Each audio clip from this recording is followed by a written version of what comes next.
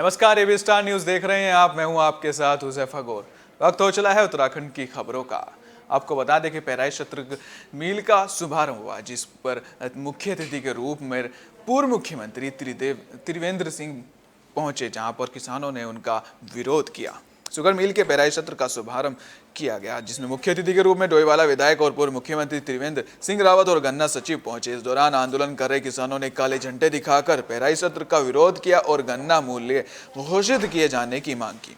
विरोध के दौरान अधिकारियों और मंत्रियों को शुगर मिल के अंदर जाने के लिए पुलिस को बड़ी मशक्कत का सामना करना पड़ा। आपको बता दें कि डोईवाला में अधिकतर लोग कृषि पर निर्भर हैं और गन्ना पेराई सत्र शुरू होने का किसान टकटकी से इंतजार करते हैं।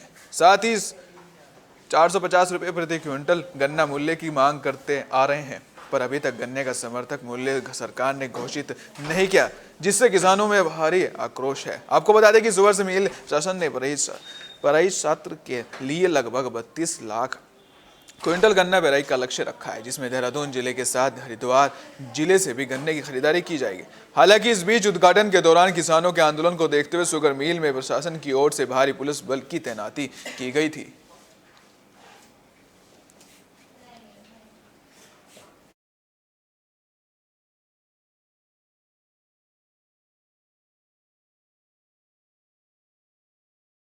क्या आज जो पेराई सत्र का उद्घाटन किया जा रहा है, मगर अभी तक गन्ना मूल्य क्यों निर्धारित नहीं किया गया?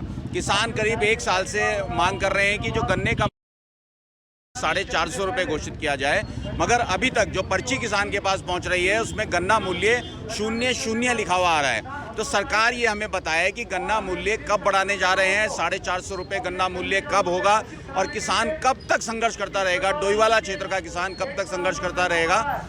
इसीलिए आज संयुक्त किसान मोर्चा के आह्वान पर सभी किसान भाई डोईवाला क्षेत्र के गन्ना मिल के बाहर सांकेतिक शांतिपूर्वक धरना दे रहे हैं। हम लोग काली झंडी दिखाकर जो प्रशासन से लोग आ रहे हैं, चाहे वो विधायक हो चाहे गन्ना मंत्री हो, उनको हम अपना विरोध दर्ज कर रहे हैं और उनके सामने अपनी मांग रख रहे हैं कि गन्ना मूल्य तुरंत घोषित करें। और उसके साथ जो और छोटी छोटी समस्याएं किसानों की है, जैसे प्रतीक्षालय की हम लोगों ने मांग करी थी। भारी रात में सर्दी में किसान खड़ा रहता है, उसके लिए प्रतीक्षालय नहीं है, कैंटीन नहीं है। उत्तराखंड सरकार ने 4 साल से एक भी गन्ने का मूल्य 1 भी रुपये नहीं बढ़ाया है और आज यहाँ गन्ने का पेराई सत्र शुभारंभ होने जा रहा है। उद्घाटन में मंत्री जी आ रहे हैं, हम उनका विरोध करते हैं। हमारी मांग है 450 रुपये प्रति कुंटल हो और हमारे गन्ने में 00 हर बार लिख दिया जाता है। हर चीज़ का रेट तय किया जाता है, लेकिन उत्तराखंड, पंजाब ने अपना 50 रुपये कर दिया, हरियाणा कर दिया, यूपी ने कर दिया, लेकिन उत्तराखंड सरकार सोई भी है। उत्तराखंड सरकार को जगाने का काम कर रहे हैं। मंत्री के आएंगे तो उनका काले झंडे दिखाने का काम करेंगे और हमारे गन्ने की जो मांग है वो 450 रुपये प्रति कुंटल की हम मांग करते हैं। जो डोईवाला कमांड एरिया के किसान हैं, हम सब जानते हैं कि डोईवाला शुगर मिल जो अपने किसानों को बहुत समय पर अपना मूल्य दे रही है और जितनी भी हमारी मिलें हैं उत्तराखंड में, देश का पहला राज्य है जहां पर किसानों का समय पर भुगतान हो रहा है। इस वर्ष भी किसानों के लिए बजट में पूरा प्रावधान किया गया है और इसलिए किसान बिल्कुल निश्चिंत होकर के अपना गन्ना यहाँ पर भेजें। जैसे मैंने कहा कि ये गन्ना कृषकों का एक क्षेत्र है, मैं भी एक गन्ना कृषक हूँ और मुझे ऐसा लगता है कि ये पेराई सत्र शुरू होने से जहाँ कृषकों को आने वाले समय में जब वो अपना गन्ना काटेंगे तो गेहूं की बुआई का उनका समय निकलेगा, गन्ने का उनका अच्छा मूल्य मिलेगा, तो उनके साथ जो आर्थिकी का उनका जो सोच रहती है वो उनकी और अच्छी होगी। तो मैं कुल मिला के यहाँ के किसान भाइयों को, यहाँ के मजदूर भाइयों को, इस प्रबंध तंत्र को, सबको, साथ में यहाँ के आसपास के तमाम लोगों को मैं बहुत बधाई दे रहा हूँ, शुभकामनाएं दे रहा हूँ। और ये आर्थिक आधार हमारा जो सबका है, उसके लिए भगवान से प्रार्थना करूँ सबके ऊपर मेहर बरसें, यानी सबके ऊपर। बाजपुर में एसडीएम ने प्रतिनिधियों के साथ बैठक की, जिसमें वैक्सीनेशन मतदाता कार्यक्रम के तहत लोगों को जागरूक किया। बाजपुर के ब्लॉक सभागार में वैक्सीनेशन और मतदाता कार्यक्रम के तहत लोगों के मतदाता पहचान पत्र बनवाने में सहयोग देने को लेकर एसडीएम राकेश चंद्र तिवारी ने स्थानीय जन प्रतिनिधियों के साथ बैठक की। इस दौरान उन्होंने जन प्रतिनिधियों से लोगों को जागरूक करने का आह्वान किया।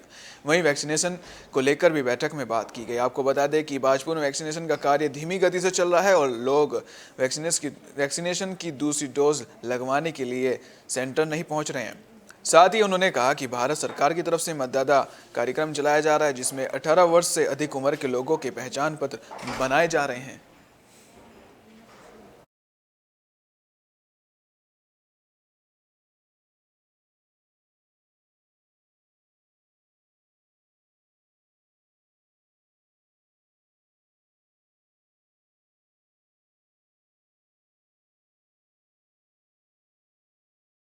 कि दोनों डोज लगवा दें, सारे लोग लगाएं, ग्रामीण क्षेत्र हो वो पूरा कवर हो जाए और जितनी हम मदद ले सकते हैं सबसे, सारा विभाग एक साथ काम करेगा तो ये काम जल्दी हो जाएगा। फर्स्ट डोज में यहाँ पे 100% कंप्लीट हो चुका है। अब हमारा ये है कि दूसरी डोज भी जो जल्द से जल्द सारे लोगों को लग जाए, जिनके 84 दिन पूरे हो गए हैं। और जितने भी प्रतिनिधि हैं वो अपनी ओर से जितनी सहायता कर सकते हैं, जैसे हमारे तालमेल मिलाने वाली बात है, तालमेल मिल जाएगा। जो दिक्कत आई है आज उनकी तरफ से क्या दिक्कत थी वो हमें पता चल गई है, इस पे काम होगा तो वैक्सीनेशन जल्दी हो जाएगा और ये देश सुरक्षित।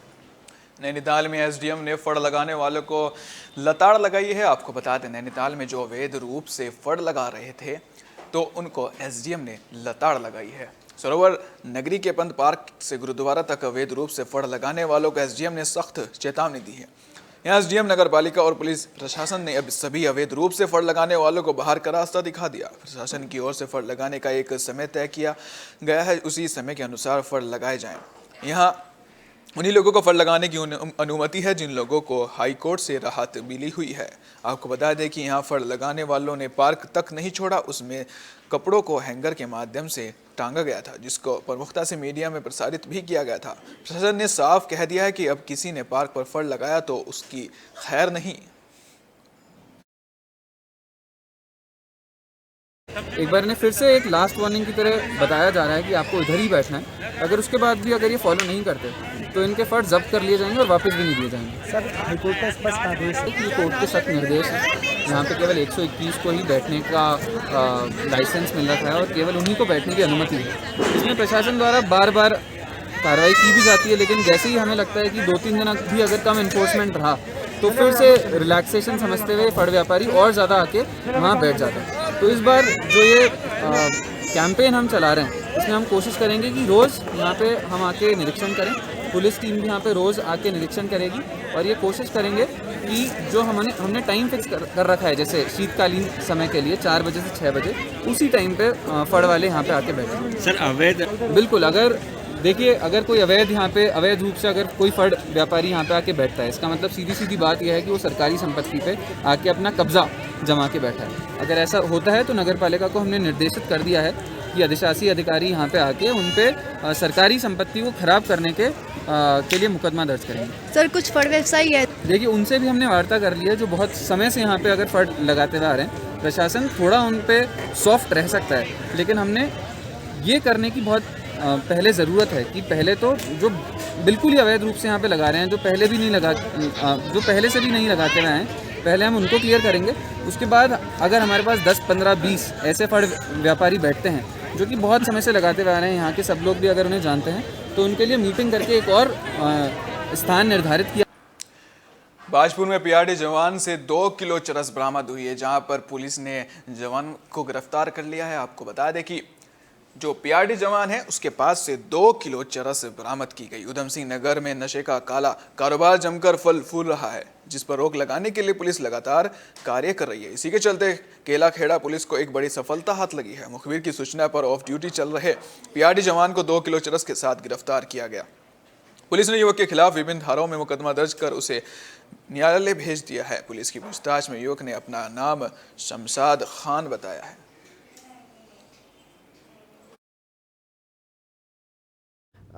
एक युवक को हमने इसमें पकड़ा है जिसके पास 2 किलो के करीब चरस मिला है और पूर्व से ये युवक पीआरडी में तैनात रहा है और अलग अलग अधिकारियों के साथ, रेवेन्यू के अधिकारियों के साथ इसकी ड्यूटी वगैरह रही है।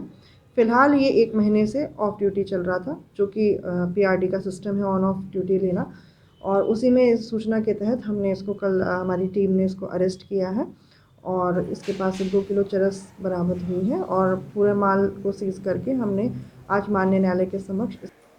पौड़ी में पानी के मीटर को लेकर लोगों ने प्रदर्शन किया, कहा कि ये मीटर हटने चाहिए। आपको बता दें कि पौड़ी में मामला सामने आया है, जहां नगर पालिका अध्यक्ष पूनम तिवारी के नेतृत्व में पानी के मीटरों को हटाने को लेकर नगर में जुलूस प्रदर्शन किया गया। जुलूस प्रदर्शन में कांग्रेसियों के साथ बड़ी संख्या में स्थानीय लोग भी मौजूद रहे।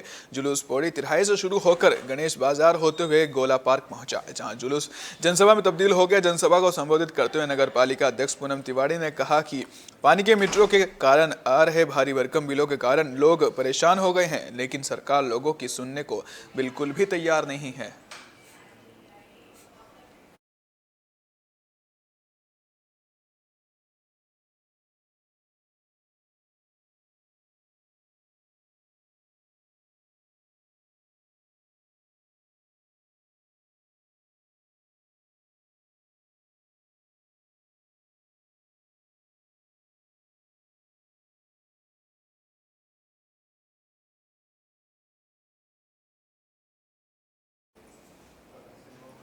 लाल कुआं में जहां काम रुका पड़ा है। आपको बता दें कि बारिश के चलते काम में बड़ी मुश्किलें पैदा हुई, जिसके बाद अब तैयारियां शुरू हो चुकी हैं।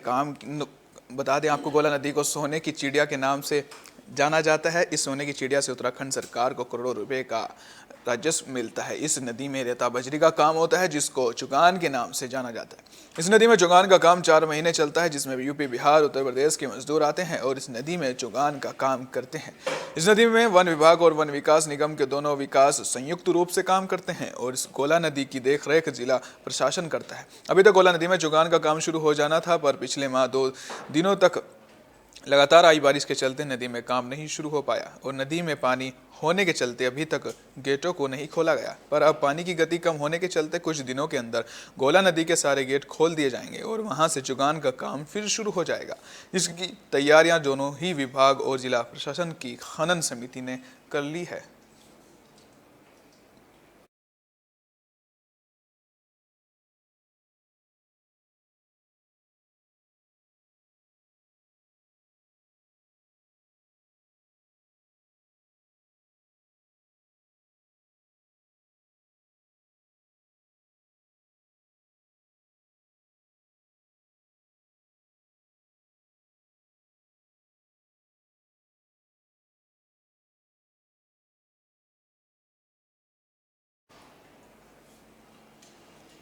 खबर नैनीताल से आ रही है, जहां आपको बता दें सड़क निर्माण को लेकर लोगों ने प्रदर्शन किया। आपको बता दें सरोवर नगरी में कृष्णा नगर वार्ड के लोगों ने सड़क निर्माण को लेकर नगर पालिका परिषद के सभासद कैलाश रोतेला और पूर्व सभासद DN भट्ट के नेतृत्व में जुलूस निकालकर प्रशासन के खिलाफ प्रदर्शन किया। आपको बता दें साल 2018 में बलिया नाला क्षेत्र में हुए बड़े भूस्खलन के चलते मार्ग टूट गया था, जिससे आम जनमानस को आवाजाही करने में परेशानी का सामना करना पड़ रहा है। सभासद कैलाश रोतेला ने प्रशासन को 1 हफ्ते का समय दिया है। अगर 1 हफ्ते के अंदर प्रशासन ने कोई वैकल्पिक व्यवस्था नहीं की तो इसके गंभीर परिणाम भुगतने पड़ेंगे। इस दौरान जुलूस में रोड नो वोट के नारे और पोस्टर लेकर चल रहे थे।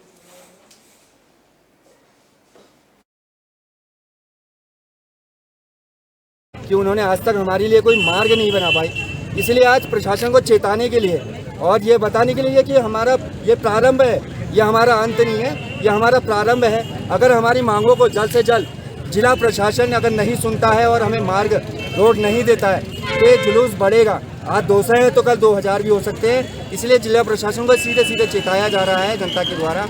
हमें कानून हाथ में लेने की मजबूरी ना हो, ऐसी कृपा करे। जनता अपना जीवन सुखी जीना चाहती है, उसे रोड में उतरने के लिए मजबूर बार बार ना करें। आप अपना कार्य करें, जनता को अपना कार्य करने दें, परंतु उन्हें सुख सुविधाएं दें। आप उन्हें क्या कहते हैं टैक्स लेते हैं, हर चीज़ से उन्हें मोनिफलाइज करते हैं और कहते हैं कि आप शहरी क्षेत्र में रह रहे हैं। परंतु बड़ी विडम्बना है मेरे क्षेत्र के लिए कि आज मेरे पत्रकार बंधु भी जब मेरे क्षेत्र के बारे में लिखते हैं तो ग्रामीण क्षेत्र लिखते हैं कृष्णापुर को। ये मेरे क्षेत्र की विडम्बना है कि मेरे क्षेत्र के लिए कोई बोलने वाला आज तक नहीं आया, कोई जनता को एक करने वाला नहीं आया। आज हमने सारे कृष्णापुर वासियों ने एक होकर ये विश्वास और जताया है कि जब तक रोड नहीं आएगी, चाहे वो कोई भी पार्टी का हो, किसी भी सत्ताधारी हो, वो एक साथ रहेगा और जब तक रोड नहीं आएगी हम ऐसे ही ऐलान करते रहेंगे। और हमने जैसे कि अपने पत्र में लिखा है, अगर 1 हफ्ते के अंदर जिला प्रशासन हमें इस बारे में सूचना नहीं देता कि हमें संबंधित जगह से रोड दी जा रही है, उसकी तैयारी करी जा रही है, उसके बाद उसके अन्यथा 1 हफ्ते बाद हम खुद बेलचा लेकर खुद रोड। रुड़की में उत्तराखंड के पूर्व मुख्यमंत्री हरीश रावत ने व्यापारियों की समस्याएं सुनी और उन्होंने साथ ही बीजेपी सरकार पर भी निशाना साधा। उन्होंने कहा कि बीजेपी सरकार ने देश और प्रदेश को ठप कर दिया है। पूर्व मुख्यमंत्री हरीश रावत मंगलवार को बीटीगंज में जैन धर्मशाला पहुंचे। यहाँ उन्होंने व्यापारियों की समस्याओं को गंभीरता से सुना। इस दौरान रुड़की शहर के व्यापारियों ने अपने समस्याओं से उन्हें अवगत कराया। इस मौके पर पूर्व मुख्यमंत्री हरीश रावत ने बड़ी बेबाकी के साथ कहा कि कांग्रेस व्यापारियों की समस्याओं को लेकर बेहद गंभीर है और प्रदेश सरकार ने पहले भी व्यापारियों की समस्याओं को गंभीरता से लिया है। हरीश रावत ने कहा कि भाजपा सरकार ने इस देश और प्रदेश के विकास को पूरी तरह से ठप कर दिया है। आज किसान, व्यापारी और हर वर्ग के लोग बेहद परेशान हैं।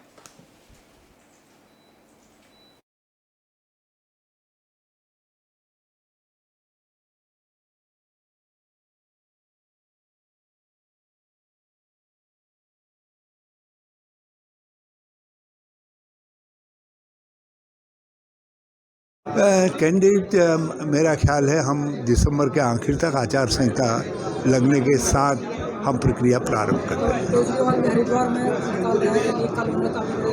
ये हरिद्वार तीर्थ स्थल है, तीर्थाटन के लिए लोग आते रहते हैं। सर, यहाँ की गुटबाजी कैसे खत्म कर पाएंगे? आगे जो कांग्रेस में स्थानीय कार्यकर्ताओं को गुटबाजी देखी जा रही है, जिस समय चुनौती आएगी सारे गुटके में बदल जाएंगे और कांग्रेस को मजबूती देंगे। सर, 2017 के जो चुनाव हुए थे उसमें टिकट दावेदारी को लेकर आपके ऊपर भी इस तरह के रोक थे, गलत टिकट बांटे गए आपके द्वारा? टिकट तो मैंने बांटे, सही या गलत जो भी है वो बांटे।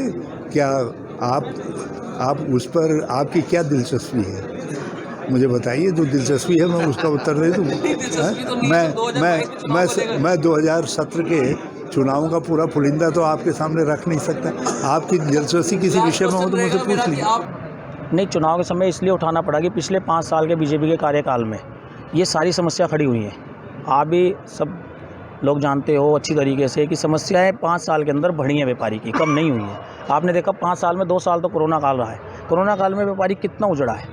आप जब सर्वे करेंगे मार्केट के अंदर, आप देखेंगे कि जिन लोगों के लोन थे कम से कम 10,000 से लोन प्लस रुड़की के अंदर ख़राब है व्यापारियों के। क्यों है? क्योंकि कोरोना काल की वजह से इतना बिजनेस नहीं चल पाया जितना लोगों को लगता हो। व्यापारी बैठा है बेचारा, अपना काम कर रहा है और फिर इनसे भी लड़े, अधिकारियों से भी लड़े। और दूसरी समस्या हमने रिसावत जी के समक्ष ये रखी है कि भाई हमारे पास ट्रांसपोर्ट नगर चाहिए एक, क्योंकि ऐसा होता है कि एक ट्रांसपोर्ट माना मंगलौर रोड पे है, एक ट्रांसपोर्ट रामपुर चुंगी पे है, एक ट्रांसपोर्ट रामनगर के पास है। तो उसमें भी ये दिक्कत होती है कि व्यापारी को अपना सारा माल ढूंढने में दिक्कत होती है कि किस ट्रांसपोर्ट पे आया कहाँ। अल्मोड़ा में शहीद सम्मान दिवस कार्यक्रम का आगाज हुआ। आपको बता दें, जहां पर वीरों को सम्मान से नवाजा गया। विकासखंड के सभागार में शहीद सम्मान दिवस कार्यक्रम का संचालन सूबेदार मेजर रमेश चंद्र ने किया, जिसमें सिलट के 12 शहीद व उनके परिजनों को सिलट भाजपा विधायक महेश जीना ने सम्मानित किया। जम्मू कश्मीर ऑपरेशन रक्षक में आतंकवादियों से मुठभेड़ के दौरान हवलदार रघुनाथ सिंह डंगवाल शहीद हो गए थे, जहां पर विधायक महेश जीना ने हवलदार रघुनाथ सिंह डंगवाल की पत्नी कमला देवी को शौर्य सम्मान पत्र और शॉल उड़ाकर सम्मानित किया।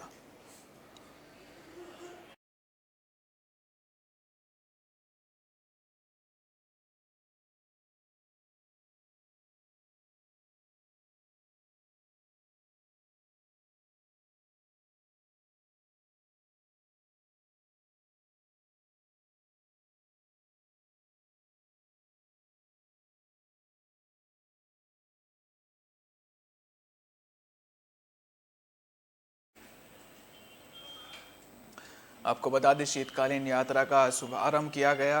साथ ही आपको बता दें कि गुरु शंकराचार्य की पवित्र गद्दी नृसिंह मंदिर स्थित पौराणिक गद्दी स्थल जोशीमठ में विराजित हो गई। अब 6 माह शंकराचार्य गद्दी के दर्शन जोशीमठ के नरसिंह मंदिर में होंगे। वहीं मंगलवार को बद्रीनाथ धाम के कपाट बंद होने के तीसरे दिन देवडोली यात्रा योगन ध्यान मंदिर पांडुकेश्वर से रावल ईश्वर प्रसाद नबूदरी के नेतृत्व में जोशीमठ पहुंची।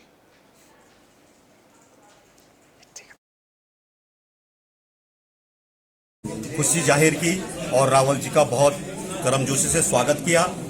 यहाँ पे जो है सभी मातृशक्ति और यहाँ पे हमारे धर्माधिकारी और वेद पाठी लोगों के साथ यहाँ पर पूजा अर्चना की जाती है नरसिंह भगवान और लक्ष्मी जी की।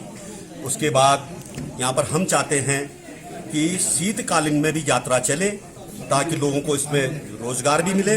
भगवान की पूजा वैसे 12 महीना होती है, लेकिन हम ये चाहते हैं, ये गांव वालों की एक मांग है कि भाई शीतकालीन पूजा यहाँ पर बरकरार होनी चाहिए और यात्रा जोर शोर से चले तो सब लोगों को इस पर रोजगार से भी लोग जुड़ेंगे। जोशीमठ में भगवान ज्योतिर्मठ की जो पीठ है, यहाँ पर नरसिंह मंदिर में और 6 माह के लिए विराजमान हो चुकी है। इसी के साथ ग्रीष्मकालीन जो यात्रा भगवान बद्रीश्वर की होती है, ये आज समापन की ओर है। आज यहाँ पर भगवान की गद्दी विराजमान हो चुके हैं। भगवान के प्रतिस्वरूप उद्धव जी और कुबेर जी पांडुकेश्वर में विराजमान हो चुके हैं। गरुड़ जी और भगवान की गद्दी यहाँ पर आज शीतकाल के लिए यहाँ पर विराजमान हो रही है। इसके बाद पुनः सभी भगवान बद्री विशाल अगले शीतकाल के उपरांत और बद्रिकाश्रम में दर्शन देंगे।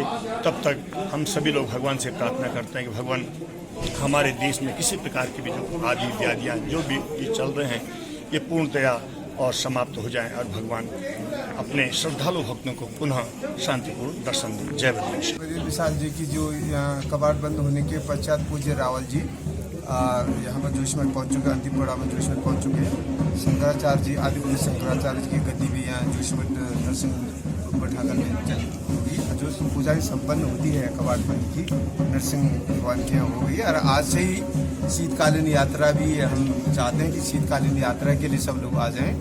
चारों धामों में जो उनकी शीतकालीन स्थल है वहाँ पर आ जाएं। इसके देवस्थान बोर्ड द्वारा फौरी तौर पर एक व्यवस्था कर ली गई है। उत्तराखंड की खबरों में फिलहाल इतना ही। देखते रहिए स्टार न्यूज़, क्योंकि यहाँ पर खबरों का सिलसिला कभी नहीं थमता। फिलहाल दीजिए इजाजत, नमस्कार।